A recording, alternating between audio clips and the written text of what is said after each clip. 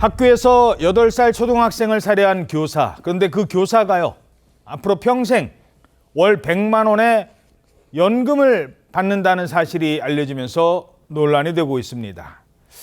학생을 살해한 교사에게도 연금이 나온다고요? 네, 그렇다고 합니다. 여러 언론 보도에 따르면요, 가해 교사는 향후 교육부 감사를 통해서 파면 처분을 받을 예정이었다고 합니다. 이 파면은 공무원이 받을 수 있는 최고 수준의 징계라고 하는데요. 하지만 또 연금은 받을 수가 있습니다. 이 공무원 연금법상 연금 감액 처분만 받게 되는데 5년 미만으로 일하면 연금의 25%가 또 5년 이상 일하면 50%를 감액해서 지급을 하는데 이 하늘양을 살해한 가해 교사는 경력이 20년이 되기 때문에요. 65세부터 50% 감액된 연금을 평생 받을 수 있을 것으로 보입니다. 그 금액이 월 100만 원은 넘을 것으로 지금 현재 추정되고 있습니다. 아니, 학생을 살해했는데 연금까지 줍니까? 네, 이게 법에서 연금을 지급을 하지 않는 경우를 지금 규정을 해놓고 있는데 공무원 연금법상에 형법상에는 뭐 내란 외환죄를 저지르거나 아니면 뭐 구형법상에는 반란 이정죄 아니면 이제 국가보안법상에는 금고 이상의 형이 확정된 경우 그 경우에만 연금 기여금의 이자를 가산한 금액을 다시 반환을 하고 연금을 지급을 하지 않는다라고 되어 있어가지고 이 이외에는 연금을 지급을 하게 되고요. 그래서 이 사건 같은 경우에도 연금 반액이 감액된 상태에서 연금을 지급되는 그런 상태입니다. 혹시 이번 달 월급은 어떻게 됐어요? 지급이 됩니다. 대전교육청에 따르게 되면은 이번에 이제 사건 직후에 직위해제를 시켰어요. 하지만 월급 플러스 가족수당까지 정상적으로 지급을 한다고 하는데 이게 공무원 보수 규정에 따르게 되면은 직위해제가 됐다 하더라도 봉급의 50%를 지불하기 때문에 이런 결과가 나타난 것이죠. 예.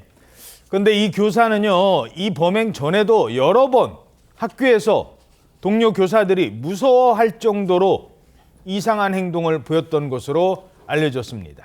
어떤 일이 있었답니까? 당장 지난 5일만 해도 이 가해 교사가 그 선생님들이 접속하는 업무 포털 있지 않습니까? 그게 예. 접속이 안 된다면서 화가 난다면서 학교 컴퓨터를 부셨습니다. 컴퓨터를 부셨어요? 네, 그렇게 컴퓨터를 부시고 나서는 그것도 자기 마음대로 또 교체를 하려고 과학실, 정보실, 연구실 이런 데 막 무단으로 들어가는 거예요. 사실 정보실 같은 경우는 여러 가지 중요한 전산 자료, 성적 관련 전산 자료가 있기 때문에 선생님이라도 뭐 마음대로 출입할 수가 없거든요. 예. 통제 구역인데 이거를 열쇠를 풀어가지고 들어갔습니다. 이뿐만 아니라 또 굉장히 위협적인 그런 사무용품을 들고 막 드르륵거리기도 하고 청테이프를 갖다가 띄고 붙이고 막 이러면서 복도를 서성거리기도 했고요.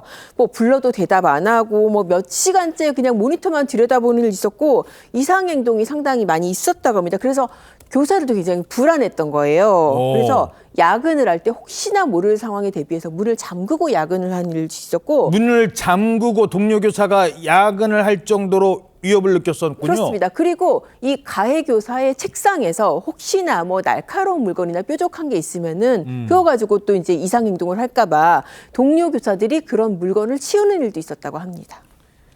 단순한 위협에서 그친 것도 아니었다고 합니다. 이야기 좀 나눌까요? 이런 대화를 시도했는데 해당 교사가 어떤 폭력적인 방법으로 뭐 헤드락을 걸거나 뭐 하는 뭐 이런 행위 아니면 손목을 강하게 부여잡는 이런 행동들이 있어서 동료 교사가 매우 놀란 이런 사건이 있었습니다. 예. 그러면서 그날 또 무슨 일이 있었느냐? 갑자기 어떤 동료 교사를 잠깐만 얘기 좀 할래? 이렇게 불러낸 적도 있었대요. 지금 그런 내용이 공개가 됐어요. 네, 맞습니다. 이 사건 나흘 전에 있었던 일인데 그때 당시에 이 동료 교사가 가해 교사가 혼자 있으니까 아직 퇴근 안 했냐 이렇게 하면서 이제 좀 말을 걸었다라고 합니다. 그래서 뭐 아직 퇴근 안 했다 이렇게 하면서 짧은 대화를 하던 와중에 갑자기 이 가해 교사가 동료 교사에게 다가가면서 습격을 가하면서 나랑 1시간만 이야기를 하자. 이렇게 이야기를 했다라고 합니다. 1시간 나랑 이야기하자? 예, 그렇게 하니까 이제 동료 교사도 다급하게 이제 진정시키면서 집에 가야 한다 이렇게 이야기를 하니까 가해 교사가 왜 나만 불행해야 하냐 이렇게 말을 하면서 이 두 손이 보라색으로 변할 정도로 즉 피도 안 통할 정도로 이렇게 꽉 잡아서 비틀었다라고 합니다. 손을 얼마나 비틀었길래 그 피가 안 통해서 색깔이 변할 정도로? 예, 보라색이 될 정도로 이게 비틀었다라고 하는데 그래서 그 손을 뿌리치고 동료 교사가 이제 다른 교사한테 요청을 해서 이렇게 도움을 받아서 겨우 도망을 갔는데, 그러고 이제 지하 주차장까지도 떨면서 이제 내려갔고요. 내려가서도 혹시나 뒷좌석에 이렇게 타면 어떡하지 이런 불안함에도 시달렸다라고 합니다. 그리고 집에 가서도 그날 사건이 떠오르면서 제대로 이제 잠도 못 자고 불안함에 계속해서 시달렸다라고 그렇게 진술을 했습니다. 이 교사가 했다는 말 지금 다시 생각하면 오싹합니다. 누구라도 상관없다. 자, 빨리 조사를 해서 뭐 처벌을 받게 해야 되는데 아직도 조사 못하고 있습니까? 그렇습니다. 가해 교사가 사건 이후에 병원에 이송돼 수술을 했는데 지금 수술 상태가 위중하거나 의사소통을 못할 정도는 아니거든요. 그런데 의사 소견이 뭐라고 나왔냐면 수술 후에 안정이 필요하다 하니까 경찰에서는 안정이 필요할 때까지 대면 수사를 지금 못하고 있는 건데요. 대면 수사가 늦어지니까 체병장 집행을 못하고 있습니다. 보통 이제 그 가해 여교사의 그 건강을 우려해서 하는 것인데 일단 보통 한 체병장이 7일 정도인데 30일 정도로 연장시켰고요. 경찰은 오늘 오전 정례 기자 간담회에서 가해 교사의 신상 공개에 대해서 검토한다고 하니까 좀 더 두고 보면은 신상 공개가 될 수도 있습니다.